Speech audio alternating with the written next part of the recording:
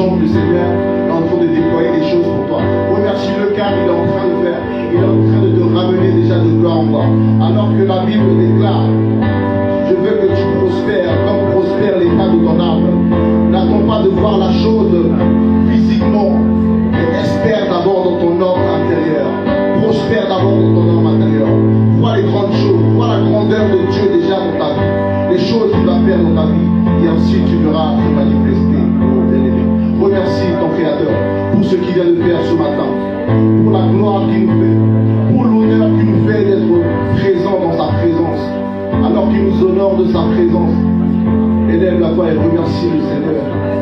Remercie le Seigneur pour ce qu'il fait. Remercie le Seigneur car il a disposé ton cœur à recevoir sa parole. Remercie le Seigneur car il a préparé ton cœur comme une terre fertile à recevoir sa parole. Oh, alors que la Bible dit que ta parole, Seigneur, est une lumière à nos pieds. Alors nous voulons être guidés par ta parole en ce jour. Oh, Seigneur, guide-nous, Seigneur. Ta parole est esprit et vie, Seigneur. Que ta parole apporte de la vie dans toutes les choses de nos vies, Seigneur. Dans tous les domaines de nos vies, que ta parole apporte de la vie. Que ta parole en ce jour apporte de la solution à quelqu'un. Ouvre l'intelligence à quelqu'un en ce jour. Oh Dieu, oriente quelqu'un, Seigneur. Donne le discernement à travers ta parole ce matin, Seigneur. Nous avons besoin de toi. Tu es la lumière dont nous voulons, Seigneur, suivre. Père. Merci pour ta présence. Merci, Saint-Esprit. Merci de nous ouvrir les oreilles à comprendre. Tu pouvais dire, Seigneur, ceux qui entendent la parole ne comprennent pas. Mais pour vous, ces mystères sont révélés.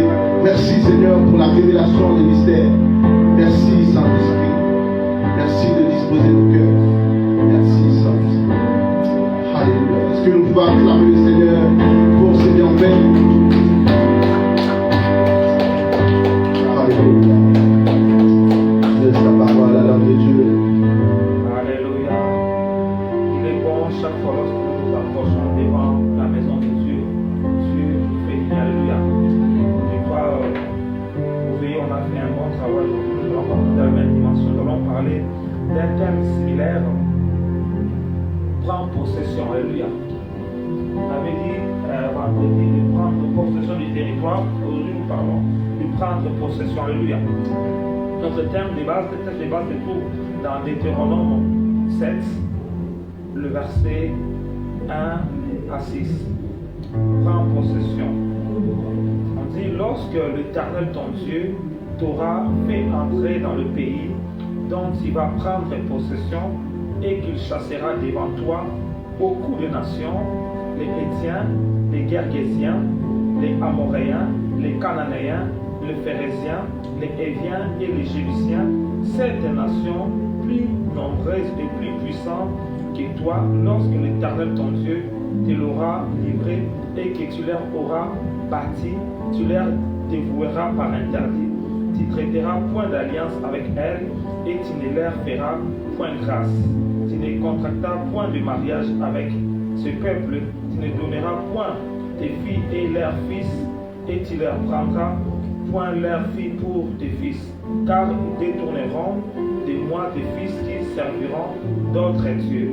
Et la colère de l'Éternel s'enflammera contre vous. Il te détruira promptement. Voici au contraire comment vous agirez à leur égard. Vous renverserez leur autel. Vous briserez leur statue. Vous abattrez leur idole. Et vous brûlerez au feu leur image taillée. Car tu es un peuple saint pour l'Éternel ton Dieu. L'Éternel ton Dieu t'a choisi parmi tes fils un peuple qui lui appartient entre tout le peuple qui sont sur la face de la terre. Deuxième texte, nous allons lire dans Josué 1, le verset 3 à 4 qui dit: tout lieu qui foulera la plante de votre pied, je vous le donne comme je l'ai dit à Moïse. Vous aurez pour territoire depuis le désert et le Liban jusqu'au grand fleuve, le fleuve d'Euphrate, tout le pays des Hétiens et jusqu'à la grande mer vers le soleil couchant. Amen. Parole du Seigneur. C'est une parole puissante. Lorsque nous le lisons, nous voyons que Dieu nous parle comment prendre possession d'un pays ou bien d'un territoire. Alléluia. Et Moïse, lui qui était hier, il a donné à cette parole à ce peuple avant son départ. Il dit à ce peuple, lorsque vous allez entrer dans le territoire que Dieu veut que vous ayez posséder, voilà les recommandations que vous allez faire. Et ces recommandations sont aussi valables pour nous aujourd'hui. Parce que dans chaque territoire, dans chaque endroit où nous entrons, il y a des choses qui se trouvent là bien avant. Nous devons savoir comment agir. Sinon, ce territoire va nous avaler comme il a avalé le peuple qui se trouve dedans. Alléluia. Et ce qui est important, nous voyons que Dieu, il parle encore à cela lorsque Josué est rentré en pouvoir. Josué aussi, Dieu le dit aussi que toi aussi tu vas aussi prendre possession du territoire, mais commence d'abord dans le pays des Étiens. Alléluia. Donc nous comprenons que dans cet texte, on nous mentionne réellement 7 peuples qui sont aussi le 7 esprits méchants qui combattent les enfants de Dieu. Alléluia. Et Dieu veut que nous puissions connaître chaque esprit, comment il combat pour que nous puissions ne pas tomber réellement dans leur piège. Parce que je rentre dans le territoire, je me trouverai avec 7 nations, et ces 7 nations sont aussi 7 esprits qui se trouvent là, qui empêchent le peuple de prendre possession. Il faut que moi, en tant qu'enfant de Dieu, je dois connaître comment le 7 esprits opèrent, comment les 7 nations opèrent lorsqu'ils seront devant moi pour qu'ils ne puissent pas avoir de l'emprise sur moi. Alléluia.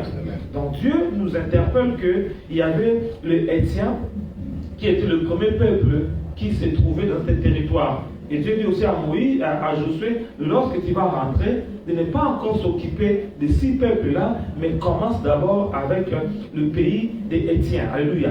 Donc, or, nous voyons que Étien veut dire seulement le fils de la terreur.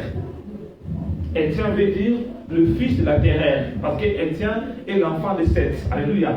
Donc, Étien veut dire le fils de la terreur. Donc on peut dire son père s'appelle Monsieur le Terreur. Alléluia. Et lui maintenant il est le fils de la terreur. Or, nous savons que lorsque un père est Monsieur le Terreur, l'enfant qui est le fils du terreur, donc il aura le double portion de son père. Amen.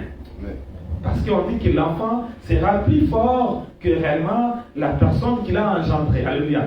Donc Étienne était le fils de la terreur. Or, lorsque nous parlons de terme terreur, on est terrifié lorsque je passe dans un endroit qui est noir. C'est un endroit où c'est sombre. Lorsque je vais m'approcher, je dois être prudent ou bien je dois allumer une lumière pour réellement passer. Donc, la terreur symbolise aussi cette image-là, là où il y a le noir. Ça peut aussi être aussi que lorsque tu connais l'histoire d'un bandit, on dit dans ce quartier-là, il y a un bandit qui terrifie tous les gens. Donc, dans tes pensées, tu vas commencer à voir déjà, lorsque tu arrives, tu dis, ah, comme j'arrive là, je dois avoir des problèmes. Donc, nous sommes aussi, des fois, on arrive dans certains quartiers, dans une ville, cette ville, telle qu'il est, c'est une ville qui est chaude. Donc, lorsque je suis là, je dois mettre maintenant mon portable à l'intérieur de mon costume. Si je le mets comme ça à la main, les gens vont me le prendre. Alléluia. Même en France, il y a certains endroits, lorsque tu arrives, même à Château-Rouge, donc il faut être prudent parce que tu sais que là-bas, il y a des pickpockets. Donc, tout ça, ça parle à travers nos pensées. Donc, nous comprenons que Étienne, c'est le fils de terreur, et cette terreur-là opère dans la vie des enfants de Dieu. Donc on peut dire, l'esprit d'Étienne travaille à travers nos pensées. Il peut nous donner des mauvaises pensées qui ne sont pas bibliques. Et l'esprit d'Étienne aussi opère aussi à travers les rêves. Il vient aussi nous donner des cauchemars.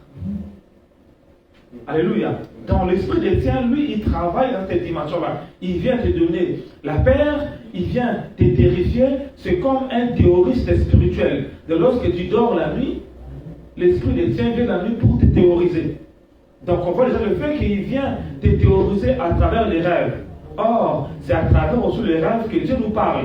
Donc, on comprend aussi que l'esprit d'Étienne, lorsqu'il vient opérer, il vient aussi boucher l'endroit où Dieu doit te parler. Parce que Dieu nous dit, lorsque nous dormons, c'est là où Dieu vient réellement nous parler. Donc on peut dire que l'esprit d'Étienne combat la communication entre l'enfant de Dieu et Dieu. C'est pourquoi on peut dire que j'ai été un chrétien, j'arrive dans un territoire, automatiquement, je n'arrive plus à prier. Or, avant, j'étais un homme de prière, une femme de prière. Mais pourquoi l'Esprit d'Étienne, qui se trouve ce territoire-là, est venu à booster mes pensées, il m'a donné des cauchemars. Or, avant, j'étais un homme, une femme, je prenais souvent des révélations de paradis, les révélations des anges, mais je commence seulement à avoir seulement des songes terrifiants. Je me sursaute au lit parce que l'esprit d'Étienne vient là pour faire le travail. Alléluia. Et lorsque nous regardons réellement dans la Bible, je crois dans Proverbes 29, verset 18, nous allons voir que dans le Proverbe, là, on nous parle aussi qu'un peuple sans révélation, un peuple sans frein, mais erré, tu l'observes, la parole de Dieu. Dans Proverbe 29, verset 18, on dit, quand il n'y a pas de révélation, le peuple est sans frein. Erré, tu l'observes, la loi. Donc, lorsque l'Esprit d'Étienne vient, il va aussi combattre ta révélation.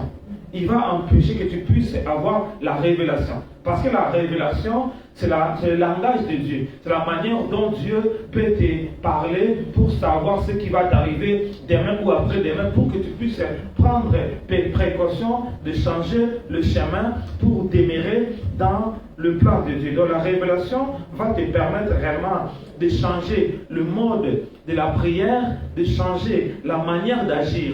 Or, l'Esprit d'Étienne, lui, il vient pour bloquer ta révélation. Or, on dit que lorsqu'il n'y a pas de révélation, le peuple est sans frein. Or, tu peux être, avant, lorsque les choses m'arrivaient, Dieu me prévenait. Maintenant, les choses te tombent directement au visage. Tu dis, mais pourquoi ça, quoi? Je saurais des problèmes dans ma vie. Or, avant, lorsque tu priais bien, tu vois que Dieu te parlait, tu pouvais s'échapper du mail de l'ennemi. Alors qu'il mettait les filets devant toi, tu pouvais contourner le chemin. Alléluia. Parce que Dieu te prévenait. Or, lorsque l'Esprit d'Étienne opère dans ta vie, il va bloquer la révélation. Donc, tu vas réellement être comme une voiture qui n'a pas de phare, qui n'a pas de frein, et chaque fois, tu tombes dans le trou. Tu es tombé dans le trou il y a 2 mois, il y a 3 mois, 4 mois, tu fais qu'il tombe dans le trou. Or, Dieu nous dit, nous devons être de gloire en gloire, de victoire en victoire. Donc, s'il y a un trou devant nous, nous devons réellement passer au-dessus du trou, parce que nos yeux voient. Alléluia. C'est comme si l'Esprit d'Étienne vient opérer dans ta vie pour réellement te rendre aveugle spirituellement. Or, Dieu veut que nos yeux s'ouvrent pour que nous puissions voir. Alléluia. Si l'Esprit d'Étienne réussit réellement à te rendre aveugle spirituellement, le deuxième va encore permettre aussi de ne pas connaître la parole de Dieu. Et on voit aujourd'hui les enfants de Dieu viennent dans les églises, on dit de faire des choses comme ils n'ont pas la parole de Dieu, ils gobent tout ce qu'on leur dit. Donc on peut dire l'Esprit d'Étienne opère comme de faux prophètes qui sont là, qui mettent des bandes dans la vie des enfants de Dieu pour les amener dans la boucherie, pour les tuer. Alléluia. Parce que l'Esprit d'Étienne combat aussi la parole. Il déclare que si nous manquons la révélation, mais heureux si on observe la parole de Dieu. Comme les chrétiens de Béret, ils étaient là, chaque fois lorsque les enseignaient, ils vérifiaient la parole pour savoir tout ce que l'homme de Dieu le dit, est-ce que réellement c'est réel ou ce n'est pas réel. Mais aujourd'hui, nous voyons que les enfants de Dieu ne vérifient pas la parole de Dieu, parce que déjà, il est aveuglé. On a mis un bande dans ses yeux, comme il ne voit pas. Tout ce qu'on lui de faire, il fait. Et lorsqu'il fait, il voit, ça ne réussit pas. Pourquoi? Parce que la parole de Dieu ne plie réellement dans sa vie. Donc nous voyons que l'Esprit d'Étienne, lorsqu'il vient de la vie d'une personne, il va t'aveugler, il va voler la parole de Dieu et il va t'empêcher de connaître la parole de Dieu. Or, on dit qu'au commencement était la parole, et la parole était avec Dieu, et la parole était Dieu. Toutes choses étaient faites par la parole de Dieu. Donc l'Esprit d'Étienne, c'est un esprit méchant qui peut dépouiller un enfant de Dieu qui avait des visions, qui était une femme de prière, il prenait la parole, il va dire, donc il n'a plus même le temps de lire la parole de Dieu. Or, avant, il était une personne fervente de la prière, fervente de la parole de Dieu. Pourquoi? Parce que l'Esprit d'Étienne est là. Donc c'est un esprit qui est intérieur, il terrorise les gens. Comme je disais l'autre fois, lorsque Dieu dit qu'il va combattre la divination, il dit que le peuple de Dieu sera comme des lions pour combattre la divination, qui est l'esprit du python. Alléluia. Alors nous voyons, les autres esprits ont peur, mais l'esprit du python, lorsqu'il vient, il se confronte aussi avec le lion. Alléluia. Parce que le python, il sait qu'il est fort. Il sait qu'il peut lier le lion, il peut l'avaler. Alléluia.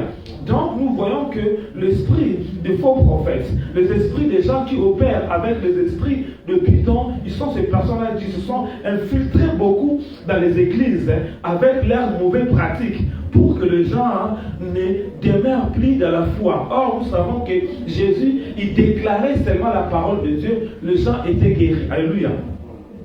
Même la femme qui avait la perte de sang, il a dit, si seulement je touche le pan de la robe de Jésus, je serai guéri. Alléluia. Donc aujourd'hui, c'est comme si les gens ne travaillent plus avec la foi, mais ils ont amené un autre évangile qui n'est pas l'évangile de Dieu. Pourquoi? Parce que ces esprits-là sont infiltrés à l'église. Alléluia. Et Dieu dit que lorsque nous combattons l'esprit de la divination, il faut que nous puissions, Dieu puisse réveiller la lionne ou le lion qui habite en toi pour que réellement ce lion-là entre et commence à le dévorer. Or, nous voyons qu'il fallait que Jésus puisse être à la croix, pour qu'il puisse mourir à la croix, pour qu'il se transforme maintenant en un lion de Juda pour combattre. Alléluia. Or, Dieu veut que réellement la lionne ou le lion qui dort en toi de se réveiller pour commencer à combattre l'esprit de divination, l'esprit d'Étienne qui réellement bloque ta relation avec Dieu, qui t'empêche réellement d'être cette femme de prière, cet homme de prière, cette fille de prière, cet enfant de prière comme tu étais d'autres fois. Et pour ça, Dieu dit à Josué, lorsque tu entreras, lorsque tu poseras tes pieds dans ce territoire-là t'appartient. Mais il faut d'abord s'occuper de l'esprit d'Étienne, parce que c'est un esprit qui terrorise les gens. Nous voyons Paul et Silas, ils sont arrivés dans ces contrées-là. Lorsqu'ils ont posé leurs pieds, ils se sont croisés aussi avec l'esprit de divination. Cette femme qui prophétisait, il a commencé à dire, vous êtes des serviteurs de Dieu très haut. Et tout le monde, vous devez le suivre. Mais il n'a pas dit, moi je dois le suivre. Donc il envoie les gens de suivre les apôtres, mais lui, il dit, il ne va pas le suivre. Il avait déclaré qu'à la fin, Paul a, comme ce n'était pas l'esprit de Dieu, il a ordonné à l'esprit de Python de partir. Alléluia. Et nous voyons que l'esprit de Python rentre dans l'église, bloque les enfants de Dieu, bloque aussi les serviteurs de Dieu, et beaucoup de serviteurs de Dieu qui avaient l'esprit de Dieu, aujourd'hui ils commencent à opérer avec l'esprit de Python. Parce qu'ils sont entrés en eux, et ces personnes-là ne savent pas qu'ils sont déjà de l'autre côté. Mais eux, ils croient qu'ils servent toujours Dieu. Alléluia. Amen. Donc, cette femme voulait s'infiltrer dans le ministère pour réellement commencer à détruire réellement le ministère mollo. Mais gloire soit rendue à Dieu, la révélation de Paul a pu détecter l'esprit de divination. Alléluia. Un jour, alors que je priais, je voyais comment le lion se battait avec le python. Je me suis dit, waouh! Donc, pour dire que d'autres esprits, ils peuvent fuir. L'autre jour, j'ai vu de la révélation, il y avait beaucoup d'esprits courts. Lorsque le lion est arrivé, tous ces démons territoriaux fouillaient par rapport, lorsqu'ils ont seulement senti le lion est arrivé. Donc, on voit que beaucoup d'esprits courent rapidement lorsque le lion arrive, parce que lorsque le lion crie, ces esprits-là fouillent. Mais lorsque le lion crie, le lion, en fait, le python ne crie pas, ne fouille pas. Parce que le python, il se dit, comme il est gros, il est fort, il peut aussi avaler réellement le lion. C'est ça la vision. Tous les démons pouvaient fuir, mais le python était là pour faire le travail. Était là, ne voulait pas aller. Et donc, l'esprit est comme un esprit de divination. C'est comme cet esprit-là qui vient là pour réellement avaler tes dons. Il avale tes dons, il avale tes capacités, il avale aussi ta vie de prière. Il avale ta vie de prière. Il t'avale tes dons, il t'avale aussi tes capacités. Tu deviens comme une personne qui est vide. Comme on dit que Nebuchadnezzar était comme un dragon qui a avalé tout ce que j'avais de précieux en moi. Alléluia. C'est pour ça que Dieu a dit à Josué, lorsque tu entreras, tu vas d'abord s'occuper de l'esprit d'Étienne, parce que cet esprit-là, c'est un esprit terrifiant. Cet esprit-là va réellement travailler dans tes pensées, va travailler dans tes émotions, va te donner des cauchemars. Alléluia. Donc, nous comprenons qu'aujourd'hui, beaucoup des enfants de Dieu, avec la grâce de Dieu, ils n'ont pas pu combattre l'esprit d'Étienne. Alléluia. Ils vont dire, ben, moi je ne prie pas, mais lorsque je dors, Dieu me révèle toujours. Hein. Alléluia. Mais tu vas voir cette personne-là, il vit dans le péché, mais lorsqu'il dort, il peut prophétiser, mais il s'est dit qu'il est chrétien. En fait, il était aussi chrétien. Mais lorsque l'esprit-là était entré en lui, il n'était pas au courant de cela. Donc il n'a plus la force de prier, mais lorsqu'il dort, Dieu le révèle. Lorsqu'il est à l'église, il peut se dire quelque part, il donne des messages aussi, c'est correct aussi, mais or, l'esprit qui est déjà entré en lui pour le pousser à faire de mauvaises choses. Donc il va commencer à prier, mais on va voir que sa vie ne sera pas conforme à la parole de Dieu. Il sera tolérant de faire le péché. Il va dire c'est normal, il fera le péché, Dieu va le pardonner. Il fait le péché, mais il voit le don là, continue à opérer. Or, nous les enfants de Dieu, nous haïssons le péché et nous prions et Dieu opère dans nos vies. Alléluia. Or, tu vas voir que peut-être avant, tu priais beaucoup, mais depuis que l'Esprit est entré en toi, tu ne pries pas, mais les mêmes dons-là est toujours là, mais ça opère différemment. Mais tu es dans le péché, ou bien tu es quelqu'un. Lorsque tu haïs quelqu'un, tu ne pardonnes pas. Tu dis, comme il m'a fait ça, moi je ne vais pas les pardonner. Or, nous savons que Dieu nous dit, tu dois pardonner 77 fois. Parce que nous sommes à l'image du Christ. Donc, comme nous sommes à l'image du Christ, donc nous devons tout le temps pardonner. Nous ne devons pas avoir la haine dans nos cœurs. On va voir ces personnes-là. Ils ont la haine dans leur cœur, mais ils disent qu'ils sont enfants de Dieu. Ils se disent qu'ils servent le Seigneur. Pourquoi? Parce que l'esprit des pitons est déjà entré en eux. Cet esprit-là a agi en eux. Et ces personnes-là, lorsqu'ils voient quelqu'un veut se lever, il est prêt à préparer une piège pour détruire l'enfant de Dieu que Dieu commence à utiliser. Comme on voit l'image de vieux prophètes et de jeunes prophètes. Il a écouté le jeune prophète, ce qu'il faisait. Qu'est-ce qu'il a dit? Mais ces petits-là, dans mon territoire depuis longtemps. Mais or, les gens ne savaient pas que l'esprit du territoire avait déjà dominé les vieux prophètes. Il fallait que Dieu envoie le jeune prophète dans le territoire pour réellement détruire l'esprit qui se trouvait là, pour que le vieux prophète soit aussi délivré de l'emprise. Mais le vieux prophète, lorsqu'il a pris le petit, et le petit était mort. Pourquoi? Parce qu'il n'était pas aussi stable dans les choses que Dieu lui avait dit. Alléluia. Donc nous comprenons que réellement l'esprit d'Étienne, c'est un esprit qui théorise beaucoup de gens, qui théorise le prophète, qui théorise les enfants de Dieu, qui s'accapare aussi des prophètes pour leur changer de dimension. Alléluia. Nous voyons que l'esprit là a opéré aussi à l'époque de notre ami Akab. Akab, il était dans sa troupe avec plusieurs prophètes qui mangeaient à sa table. Alléluia.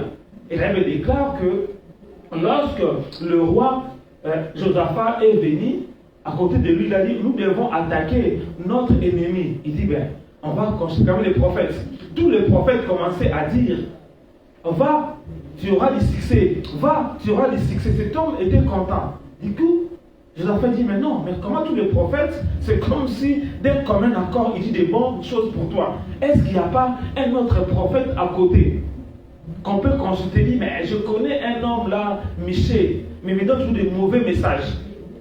Amen. Donc on voit que Akab était aussi animé déjà de cet mauvais esprit. Et lorsque cet homme est arrivé, cet homme il a commencé à libérer les messages. Un prophète il dit, mais dans quel côté tu as senti l'Esprit de Dieu est sorti de moi pour te dire les choses? Il dit, moi je voyais comment Dieu était au ciel. Il disait, mais qui va séduire Akab? Et un esprit est venu, moi je sortirai, je mettrai l'esprit des mensonges dans la bouche de tous ces prophètes. Et donc, Dieu a résolu de faire ces choses. Donc, tous les prophètes ont l'esprit des mensonges en eux. C'était des vrais prophètes, mais l'esprit des mensonges était en eux parce qu'ils aimaient l'argent, la cupidité qui était en eux. Ils n'étaient pas dans la parole de la vérité et l'esprit impur du mensonge est rentré en eux. Mais notre ami Michel comme il était toujours un homme, il prie, il monte à la montagne, il n'était pas infiltré de ces choses-là. Lorsqu'il est descendu, il a déclaré la bonne prophétie. Et nous voyons, lorsqu'ils sont partis en guerre, qu'est-ce qu'Akab a fait? Akab s'est déguisé comme un clochard. Mais il a laissé son ami porter les vêtements royaux pour qu'il soit exposé. Or, l'ordre était que lorsque la guerre sera là, ils vont seulement viser les personnes qui avaient porté les habits royaux. Donc, il a exposé son ami Josaphat qu'on puisse la tuer. Alléluia. Alors, Josaphat était de la vérité. Mais là, il déclare, lorsqu'ils ont lancé une flèche au hasard qui est rentrée à Akab. C'était la parole prophétique que Michée avait déclarée, que Akab va mourir. Alléluia. Parce que c'est comme une flèche qui court, qui va toucher le cible. Alléluia. On voit que c'était réellement des vrais prophètes, ces personnes-là. Mais comme ils n'étaient pas appuyés dans la parole et dans la vérité, l'esprit impur était entré en eux. Alléluia. Donc l'esprit d'Étienne, c'est un esprit qui opère dans les églises, qui combat le ministère prophétique, qui combat les enfants de Dieu pour qu'ils ne soient pas dans le plan de Dieu. Mais si nous sommes des hommes qui aiment la parole de Dieu, nous appliquons la parole de Dieu, nous devons réellement le vaincre. Alléluia. Et Dieu nous donne réellement la réponse à cela. Cela veut dire que nous devons toujours être des hommes qui doivent porter réellement notre casque d'Isaïe. Parce que c'est la première chose lorsque nous croyons à Dieu, on accepte Jésus-Christ comme Seigneur et Sauveur, Dieu nous donne le salut. On a le salut au nom de Jésus. Cela veut dire que nous portons le casque de salut. Alors le casque de salut, lorsque nous le portons, cela veut dire que ça va protéger réellement ta tête. Comme on peut voir aujourd'hui, on voit l'exemple, un motard, lorsqu'il porte sa casque, cela protège tout le visage. Juste ici, qu'il y a un vitre qui le permet de voir. Alléluia. D'autres aussi, des fois, ils peuvent soulever la vitre, mais dans une bonne forme. Donc, il a un vitre devant qui lui permet, qui empêche les choses d'entrer. Donc, avant déjà de toucher ses yeux, il faut d'abord briser le vitre qui se trouve, qui protège son visage.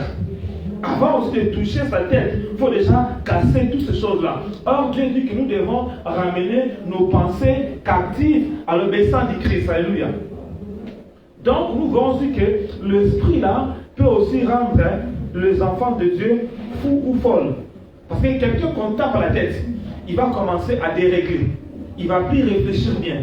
Il y a beaucoup de gens qui réfléchissent bien, mais le fait qu'on a tapé beaucoup de coups. Et là, un peu, tu vois quelqu'un dans le combat de boxe, tellement qu'on a tapé beaucoup de coups à la tête, il commence à délirer. Des fois, il ne voit plus l'adversaire, il commence à taper des coups à côté. Parce que sa vision a été détruite. Alléluia. Là, nous voyons que dans cette parole de 2 Corinthiens 10, le verset 3 à 5 qui dit: si nous marchons dans la chair, nous ne combattons pas selon la chair, car les armes avec lesquelles nous combattons ne sont pas charnelles, mais elles sont puissantes par la vertu de Dieu pour renverser des forteresses.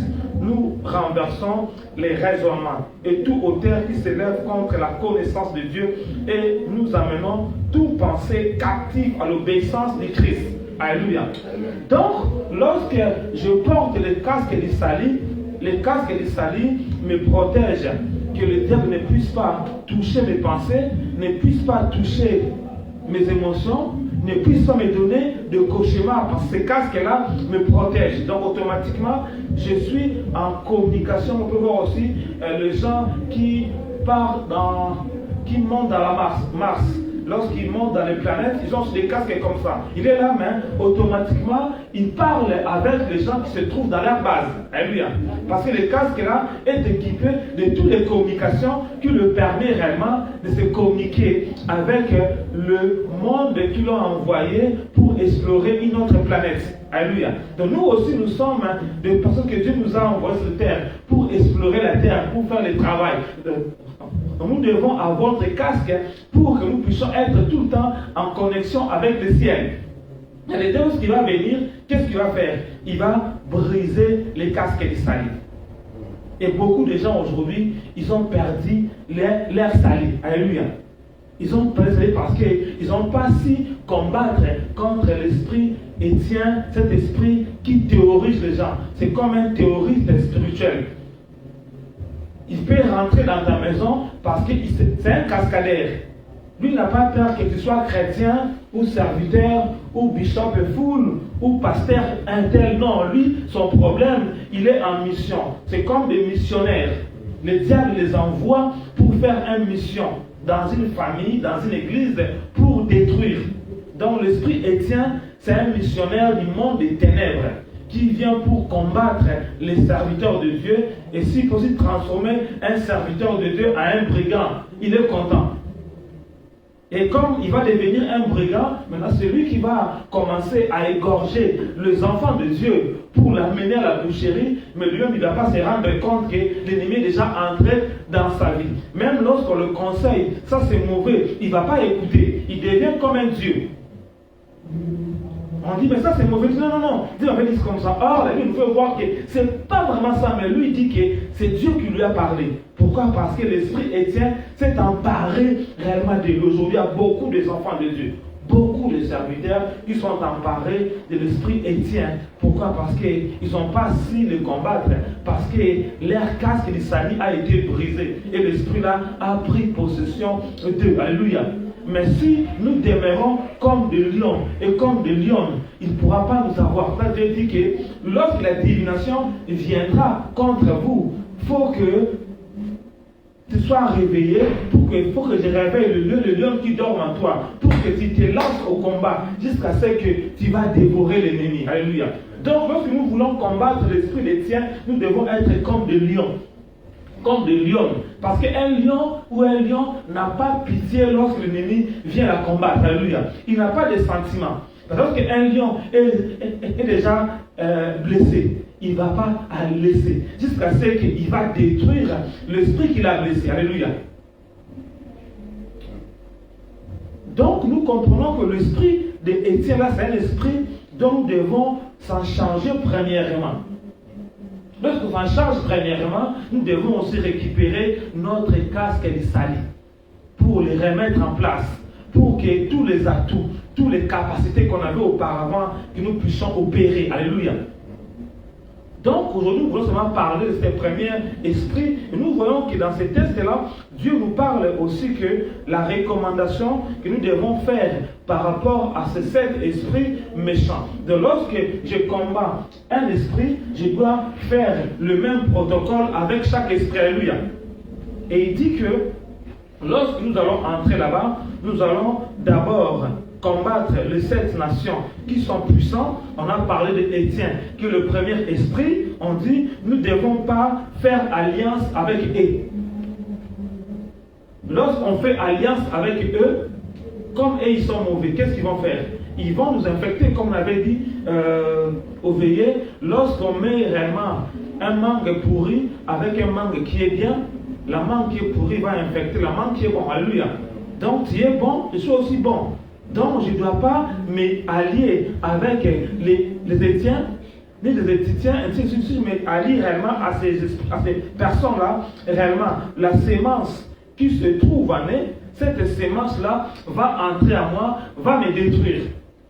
Parce qu'eux, ils sont habitués avec cet esprit-là. Cet esprit-là se trouve en eux, ça ne va pas les détruire. Parce que c'est comme un héritage qui se trouve en eux. Alléluia. Maintenant, lorsque ça rentre en nous, on est comme un étranger. Donc, automatiquement, cette chose-là va faire quoi? Va nous manger. C'est pour ça que beaucoup de chrétiens meurent avant le temps parce qu'ils ont fait alliance avec une personne qui n'est pas dans la parole de Dieu. Et la mort commence à rentrer. La mort commence à entrer. C'est-à-dire que la mort va consommer, mais lui, il sera toujours en vie à lui. Parce que l'esprit-là qui se trouve en lui, il ne va pas le tuer. Imaginez quelqu'un qui a l'esprit de serpent en lui. Donc le serpent qui se trouve en lui ne va pas le tuer parce que lui est le porteur du serpent. Lorsque le serpent voit une personne, qu'est-ce qu'il va faire? Ça c'est ma nourriture. Donc il mange la personne, alléluia. Ou bien il empoisonne la personne. La personne là est morte. Le gars là, il va encore continuer, faire encore le travail. Ainsi de suite parce que c'est son travail, alléluia. Il ne va pas le tuer parce qu'il lui appartient, mais lui, son travail, il doit tuer toutes les personnes qui font en alliance avec eux. quelle personne qui est en alliance avec toi? Est-ce que tu as demandé s'il marche avec Dieu ou pas? Alléluia. Dieu dit, tu ne feras pas d'alliance avec eux parce qu'ils sont les esprits méchants du diable. Si tu fais alliance avec eux, ils vont te tuer. Mais toi, tu ne feras pas alliance. Donc, on voit, lorsque l'alliance est faite, cela veut dire lorsque nous faisons alliance, ça veut dire que, je vais dire que j'ai fait l'alliance avec la personne. Donc, là, ça veut dire que les choses qui appartiennent à la personne sera pour moi, c'est qu'elle sera aussi pour toi. Alléluia. C'est ce que réellement Akab aussi avait fait avec le roi Josaphat. Parce qu'il a dit, comme on est en alliance, on doit partir en guerre pour combattre. Mais lui, il a porté les vêtements de camouflage. Mais l'autre, il est en vêtements royal. Or, les gens savaient que si le roi tombe, automatiquement, ils peuvent aussi avoir le royaume. Parce que des grands tireurs d'élite, lorsqu'ils viennent dans un pays pour faire le travail, ils ne vont pas tuer le PDG. Il ne va pas tuer ça, il va seulement tuer le président ou le roi. Parce que s'ils tuent le président, donc eux-mêmes ils vont être à la place du président. Alléluia. Parce qu'il veut s'emparer d'un territoire. Il veut s'emparer d'un royaume. Donc, lorsque le roi est là, ou le président est là, donc il ne peut pas travailler parce que le président c'est comme quelqu'un qui est le chef suprême. C'est lui qui donne de commandement à toute l'armée. Donc maintenant, si il touche la tête, si le renverse, automatiquement ça va faire. Alléluia. Mais voilà, à cause de l'alliance, le roi là, il a changé les vêtements. Son ami, il lui a laissé avec des vêtements de roi pour qu'on puisse la tuer. Alléluia. Pourquoi? Parce qu'une alliance a été là. Quelle alliance que tu as fait avec des gens mauvais? Cette alliance-là, tu dois t'en débarrasser, sinon ça va te tuer. Alléluia. Avant le temps. Il dit déjà ça. Ça, c'est la première chose que nous devons faire. Nous ne devons pas être en alliance avec le Saint-Esprit-là, parce que cet esprit-là, il travaille avec le diable. Il va nous tuer promptement. Alléluia. Deuxième chose, il dit de ne pas être en mariage avec eux. Pourquoi? Parce qu'il dit déjà que le fait que nous serons en mariage avec ces personnes-là, comme ils ont un mauvais sémence, ces sémences-là entreront en nous, ces sémences-là vont nous détruire, ces sémences aussi vont réellement détruire les enfants qui vont sortir en nous. Alléluia. Parce que nos enfants sont aussi des serviteurs de Dieu. Alléluia. Donc les enfants qui se trouvent dans tes entrailles, qui ne sont pas encore venus, Dieu sait que si tu auras 5 enfants, 3 enfants, 4 enfants, ces enfants seront aussi des serviteurs de Dieu. Maintenant, lorsque tu t'es allié avec eux, automatiquement, il y aura un mélange de sémences. La sémence de Dieu avec la sémence de l'ennemi. Donc, c'est comme si on aura un enfant hybride. Un enfant hybride. Donc, il est en moitié homme, en moitié esprit impur. Alléluia. Donc, il y aura des combats perpétuels. Et ça peut aussi faire que les sémences impures là va dominer et l'enfant, au lieu de servir Dieu, l'enfant va servir d'autres dieux. Donc, il va servir le Dieu de ce territoire où nous sommes entrés. Alléluia. C'est ça, Dieu met réellement l'accent fort par rapport à ça, que nous devons réellement le faire. Et nous voyons, Balaam l'a fait aussi. Balaam, lorsqu'il est venu faire le travail, Balaam a vu que le combat n'a pas marché. Toutes les prophéties qui disaient, par rapport à ça, Dieu disait que c'est un peuple qui ont la vigueur de buffle. C'est un peuple qui appartient à Dieu. C'est un peuple que Dieu ne trouve pas l'iniquité en eux. Dieu ne trouve pas le péché en eux. Maintenant, qu'est-ce qu'ils doivent faire pour entrer? Il faut mettre un pont pour faire entrer le péché en toi. Parce que lorsque le péché entre en toi, la Bible déclare que le salaire du péché, c'est la mort. Donc lorsque le péché entre en toi, ça veut dire que le Seigneur commence à reculer.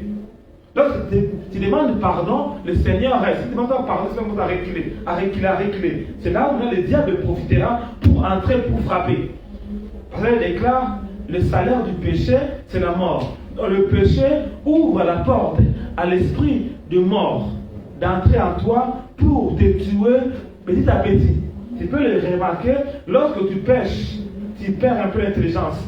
Tu commences à ne plus être sage à l'école. Or, avant, tu étais un enfant brillant à l'école. Mais le péché commence à t'empêcher de faire tes devoirs, d'obéir à tes parents et commence à faire des bêtises. Et automatiquement, ta vie commence à reculer. Or, avant, tu étais bien. Parce que le péché est entré en toi. Alléluia. Et la Bible déclare que lorsque Balaam a vu que ces choses n'ont pas marché, qu'est-ce que Balaam a dit? Balaam a dit, on va maintenant envoyer de belles femmes auprès du peuple de Dieu. Et de filles aussi, et des hommes aussi beaux. Mais ils vont s'habiller de manière décente. Lorsque le peuple de Dieu vont le voir, certainement, ils seront dans le piège. Alléluia. La Bible déclare, lorsque ce peuple de Dieu ont vu réellement ces femmes-là, ils étaient séduits. Ils ont oublié la loi de Dieu qui ne devait pas être en alliance avec d'autres femmes. Alléluia. La Bible déclare, ils ont commencé à sortir avec ces femmes-là. Donc, comme ces femmes-là ou ces hommes-là, ils avaient un esprit impur en eux, l'esprit impur est rentré en eux, et ces hommes qui adoraient Dieu, ils commencent aussi à se prosterner devant Paul pour l'adorer. Donc aujourd'hui, beaucoup de gens qui étaient des chrétiens disent maintenant, moi je ne crois plus en Dieu, je suis devenu athée. Je suis devenu dans une religion qui n'est pas de Dieu. Pourquoi? Parce que le fait seulement qu'ils étaient en relation intime avec ces hommes-là, automatiquement la sémence de ces hommes, de ces femmes-là est rentrée en eux et commence à détruire la sémence de Dieu. Et on voit quelqu'un, il commence à se prosterner devant les statues. Alléluia.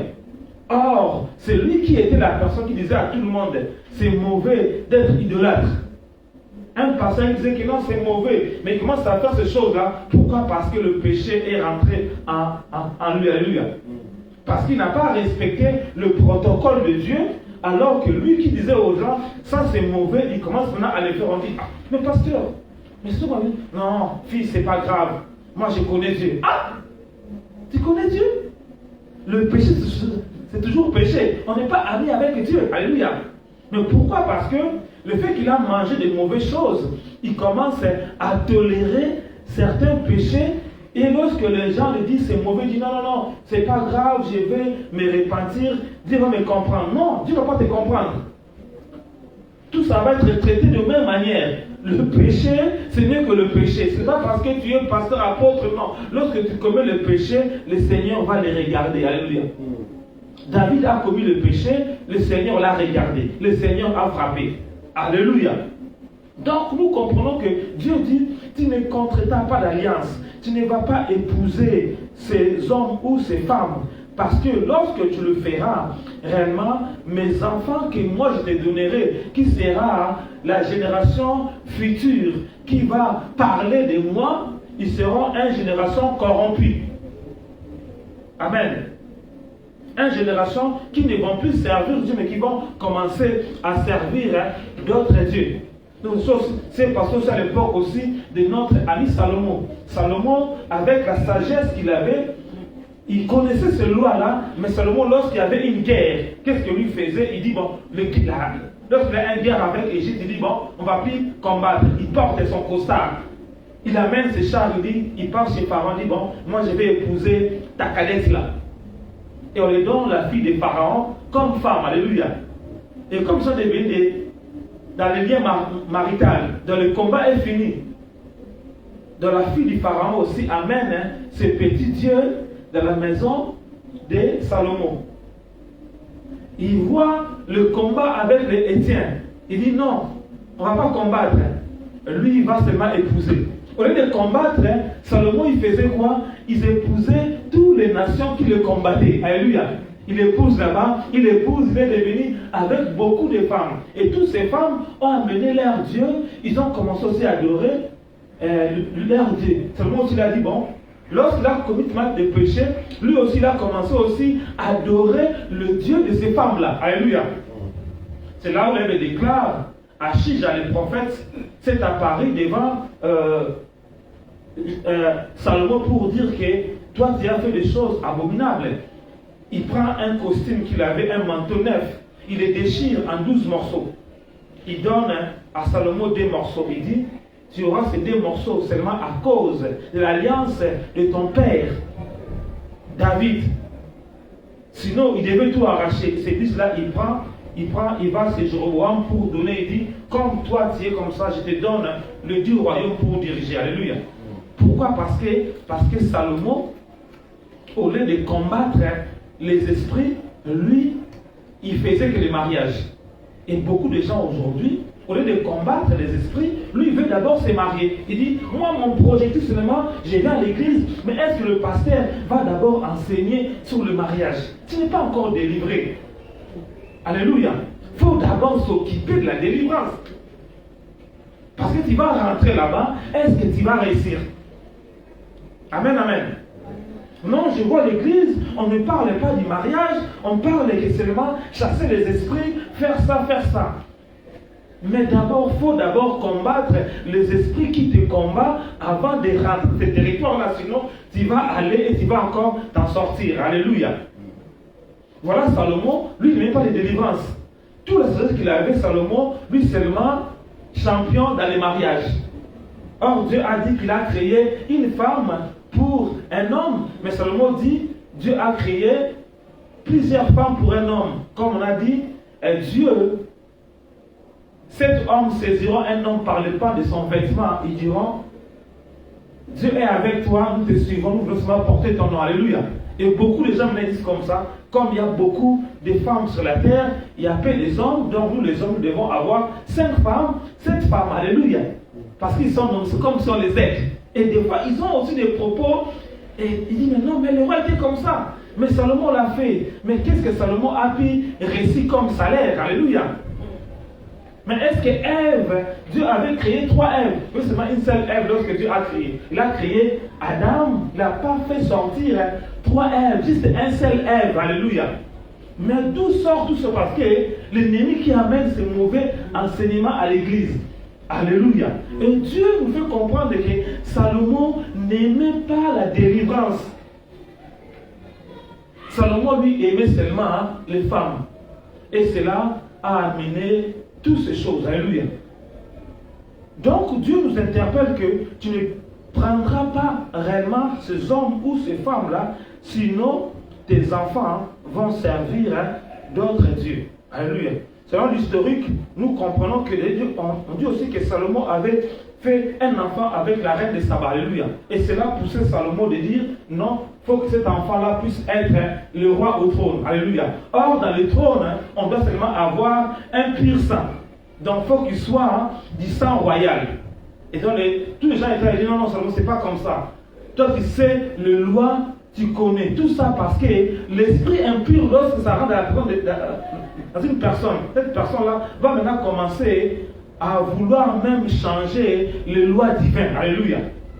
Il sait que c'est vrai, mais il dit non, non, non, non, moi j'ai fait ça. Tout ça parce que le sentiment entre dans les choses de Dieu. Mais Dieu nous interpelle, tu ne dois pas être avec ces personnes-là en mariage, sinon tu auras des sérieux problèmes. Alléluia.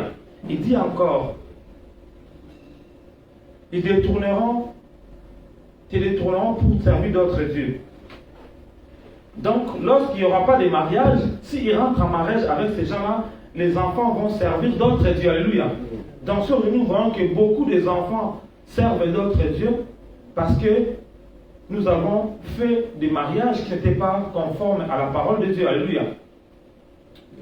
Ou bien parce qu'on n'avait pas bien aussi pris de l'ennemi et rentré pour combattre les enfants de Dieu. Alléluia. Mais c'est l'une des raisons aussi, lorsque c'est comme ça, nos enfants, le diable va commencer à les réclamer. Or, Dieu sait que tes enfants qui sortent de toi seront le serviteur de Dieu. Parce que le don qui se trouve en toi va aussi être transmis vers tes enfants. Alléluia.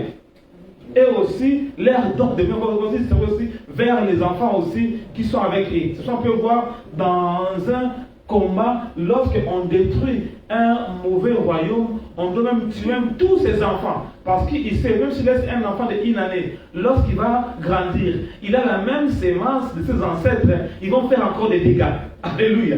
C'est ça qu'on peut voir, lorsqu'on détruit un roi, on doit regarder tous les enfants royaux, on va les tuer un à un. Parce qu'on sait s'il reste cet un-là, un jour, il va réclamer le trône de son père. Alléluia.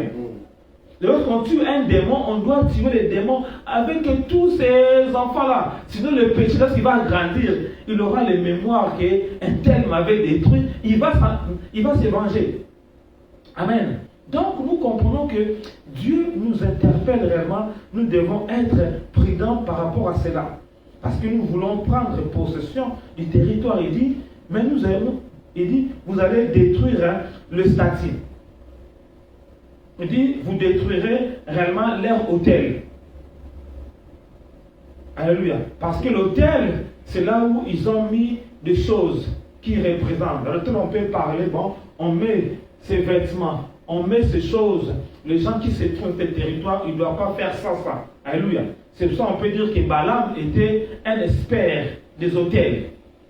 Lui, il passait l'autel lundi, mardi, mercredi, jeudi, vendredi, samedi, dimanche. Si l'autel du lundi n'était pas marqué, il va te prendre dans l'autel du mercredi. Et beaucoup de gens, ils choisissent de prier. Donc, ils prient que lundi, il va prier semaine vendredi. Mais nous voyons le diable, il pose l'autel lundi, mardi, mercredi, jeudi, vendredi, samedi, dimanche. On peut dire, si le mois a 30 jours, tous les jours, le diable posera des pièges pour t'avoir. Nous devons aussi prier tous les jours, alléluia, pour voir tous ces pièges, pour ne pas tomber. Donc on dit, vous détruirez d'abord leur autel. Là, ils ont fait des sacrifices, il faut les détruire. Il dit encore, vous allez aussi détruire tous leurs idoles. Vous devez aussi détruire tous leurs statues. Vous devez aussi détruire toutes les images taillées. Lorsque nous faisons toutes ces choses-là, ça veut dire que nous détruisons leur pouvoir. Alléluia. On détruit les autels, on détruit les idoles, les images taillées, les statues, et on ne fait pas alliance avec eux, et on n'entre pas comme s'il y a 6 éléments. On ne fait pas alliance avec eux, on n'épouse pas ces personnes-là, on détruit leurs statues, leurs autels, leurs idoles, leurs images taillées. Alléluia. Parce que nous sommes un peuple saint. Nous appartenons à Dieu. Ce qui se trouve en nous est aussi saint. Les enfants qui se trouvent en toi sont aussi saints. Ils vont remplacer ce que toi tu fais. Alléluia. C'est ça la recommandation que Dieu a donnée à Moïse. Moïse a transféré à Josué, et Josué aussi Dieu dit, toi tu prendras possession, mais tu ne dois pas aussi faire cela, parce que si tu le fais, tu auras des problèmes. Et aujourd'hui, les enfants de Dieu ont des problèmes parce que nous ne les respectons pas. C'est cet interdit que Dieu a dit. C'est si interdit. Et nous ne regardons pas l'esprit, mais nous sommes pressés comme Salomon de se marier. Comme Salomon dit non, je ne vais pas combattre Pharaon, faut seulement je vois que la fille de Pharaon est tellement belle. Je vais le prendre et le combat va finir. Parce qu'ils sont en alliance. Parce que tu ne peux pas combattre tes beaux-frères. Alléluia. Parce que vous êtes une famille par alliance. Mais l'alliance est là, les esprits ne sont pas détruits. Par Dieu, nous devons d'abord détruire toutes ces choses-là pour aller loin. Et Dieu, nous voulons parler que c'est important de prendre possession, mais est-ce que nous avons déjà pris le temps de travailler ces choses? Donc la connaissance nous permet réellement de bien combattre et d'avoir la victoire. Et Dieu veut d'abord que nous puissions porter les casques et les salis. Nous avons les salis au nom de Jésus-Christ. Et cela nous donne la victoire dans tous les combats. Celui qui a la tête aux épaules, il pourra bien combattre. Mais celui qui n'a pas de épaules, il va mal combattre.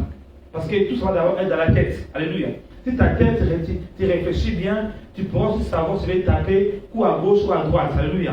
Dieu nous dit, nous devons réellement savoir ces choses pour prendre possession du territoire. Pour posséder ce qui est à nous.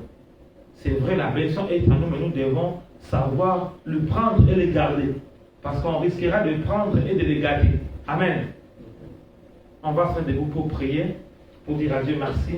Cette parole qui nous a permis de comprendre, il nous a permis de comprendre le premier esprit, les Étienne, qui sont des esprits méchants, qui combattent nos pensées, qui combattent nos émotions, qui nous ont volé les casques et les salis, qui nous empêchent réellement de prier, qui nous empêchent réellement de se lever. Prions maintenant. Disons à Dieu merci. Seigneur, nous te disons merci. Seigneur, nous te célébrons, toi, le véritable Dieu. Mon âme te bénit, mon âme t'exalte, parce que tu ne changes pas. Tu es le véritable Dieu. Mon âme te bénit, mon âme t'exalte, parce que tu es Dieu, ô Père éternel des armées. C'est la raison pour laquelle je viens te couronner, je viens t'adorer, parce que tu ne changes pas. Tu es digne de recevoir l'honneur, la louange et l'adoration. Je te bénis, je t'exalte, ô Père éternel. Comment ne pas te dire merci? Comment ne pas te célébrer, ô mon Dieu, mon roi? Laisse-moi te couronner, laisse-moi t'adorer, ô mon Dieu, mon roi. Je bénis ton Saint-Nom, je lève ta sainteté, parce que tu es le Dieu qui m'aime, un amour éternel, ô mon Dieu. Tu m'as parlé comment prendre possession, ô, de cet territoire, et tu m'as donné des indications comment faire. C'est la raison pour laquelle je te bénis, la raison pour laquelle je t'exalte. Comment ne pas te dire merci? Comment ne pas te célébrer? Qui est comme toi, ô mon Dieu, mon roi? Magnifique est ton nom, digne en sainteté. Nous te bénissons, nous t'adorons, au nom de Jésus-Christ Nazareth. Tu vas maintenant commencer à demander miséricorde à Dieu, parce que tu n'as pas combattu comme Dieu voulait que tu combattes, mais tu es rentré comme ça. Tu vas demander miséricorde à Dieu. Or, tu connaissais le principe de Dieu, mais tu te rends compte comment l'ennemi t'a fait tomber. Tu vas demander miséricorde à Dieu. Prions maintenant. Seigneur, nous nous approchons auprès de toi pour demander miséricorde, ô mon Dieu, roi. Miséricorde, parce que vous ne savez pas combattre réellement le sept esprit méchant, ô mon Dieu, roi. Voilà, ô mon Dieu, nous dit avoir, ô mon Dieu, roi. C'est la raison pour laquelle je m'approche auprès de toi, ô Père, pour demander miséricorde, ô mon Dieu, roi. Père, aie pitié, ô mon Dieu, roi. Pardonne, ô Père éternel des armées. Pardonne, ô mon Dieu, roi. Je m'approche auprès de toi pour demander miséricorde pour toutes les choses que je fais, ô mon Dieu, mon roi. Que tu n'as pas glorifié, ô mon Dieu, roi. Je m'approche auprès de toi, ô Père, pour demander miséricorde, pour demander pardon dans le nom puissant de Jésus-Christ Nazareth. Au nom de Jésus-Christ Nazareth. Tu vas invoquer maintenant le sang de l'agneau. Que le sang de l'agneau coule dans ta vie. Le sang de l'agneau commence à te laver. Le sang de l'agneau commence à renouveler ton alliance avec Dieu, pour que réellement tu récupères ton casque et les salis, pour que tu puisses redevenir comme d'autres fois. Réclame le sang de l'agneau. Père, nous réclamons ton sang.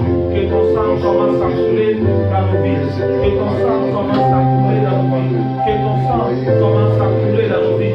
Père, je vois que ton sang, oh mon Dieu, roi. Que ton sang commence à couler dans ma vie, oh mon Dieu, roi. Père, je vois que ton sang, oh mon Dieu, roi. Je vois que ton sang, oh mon Dieu, roi. Je vois que ton sang, oh mon Dieu, roi. Je vois que ton sang, oh mon Dieu, roi. Au nom puissant de Jésus-Christ Nazareth. Je vois que ton sang, oh mon Dieu, roi. Que ton sang, oh mon Dieu, roi. Descend dans ma vie. Au nom puissant de Jésus-Christ Nazareth. Au nom puissant de Jésus-Christ Nazareth. Au nom de Jésus-Christ. Au nom de Jésus-Christ Nazareth. Au nom de Jésus-Christ. Au nom de Jésus. Tu vas maintenant imposer ta main sur ta tête. Tu vas maintenant commencer à déclarer. Aujourd'hui, je déclare tout tes pouvoirs et tiens qui provoque le cauchemar qui m'est dominé. Aujourd'hui, je brise ton pouvoir. Tu sors de mes pensées. Tu sors de ma tête. Toi qui contrôles mes visions. Aujourd'hui, tu sors de mes yeux. Au nom de Jésus-Christ, que le feu du Saint-Esprit te brûle maintenant. Te brûle maintenant. Toi qui as transformé mes visions à des cauchemars. Aujourd'hui, que le feu du Saint-Esprit te détruit maintenant. Toute alliance, consciente ou inconsciente, qui opérait dans ma vie. Je brise cette alliance maintenant. Au nom de Jésus, tu prends tes bagages. Tu sors de ma tête. Au nom de Jésus-Christ. Allez, commence à prier. Chasse cet esprit des tiens qui sort de ta tête. Tu sors maintenant de ta tête. pensées, lui qui te donne des cauchemars, lui qui te donne des cauchemars, ordonne à cet esprit de sortir de tes pensées, de sortir de ta tête, de sortir au nom puissant de Jésus-Christ. Nous t'ordonnons maintenant, tu prends tes bagages, tu sors de nos pensées, tu sors de nos yeux. Toi qui as détruit réellement, oh mon Dieu, moi, ma vie de prière, toi qui as détruit ma relation avec mon Créateur, aujourd'hui, toi qui as vu le louteur, de ne plus lire ma parole, de ne plus prier, je t'ordonne maintenant, allez, tu sors, au nom puissant de Jésus, tu sors de ma quête, tu sors de mes pensées, au nom puissant de Jésus-Christ, Nazareth, tu sors de ma vie, au nom puissant de Jésus, tu sors de ma vie, au nom puissant de Jésus-Christ, Nazareth, tu sors au nom puissant de Jésus, tu sors de ma vie, au nom puissant de Jésus, tu sors de ma vie, tu sors de ma vie, au nom puissant de Jésus-Christ, Nazareth, au nom puissant de Jésus-Christ, au nom puissant de Jésus-Christ, Nazareth, au nom puissant de Jésus-Christ, Nazareth, je te détruis maintenant, que le feu du Saint-Esprit te brûle, le feu du Saint-Esprit t'anéantit, au nom puissant de Jésus, le feu du Saint-Esprit te brûle, le feu du Saint-Esprit t'anéantit maintenant, au nom puissant de Jésus-Christ, le feu du Saint-Esprit, le feu du Saint-Esprit te détruit, le feu du Saint-Esprit, le feu du Saint-Esprit te détruit, le feu du Saint-Esprit te détruit, le feu du Saint-Esprit te détruit, le feu du Saint-Esprit te détruit, le feu du Saint-Esprit te détruit, le feu du Saint-Esprit te détruit, au nom puissant Nazareth. Tu vas déclarer tout autel responsable de tous mes problèmes aujourd'hui, cet autel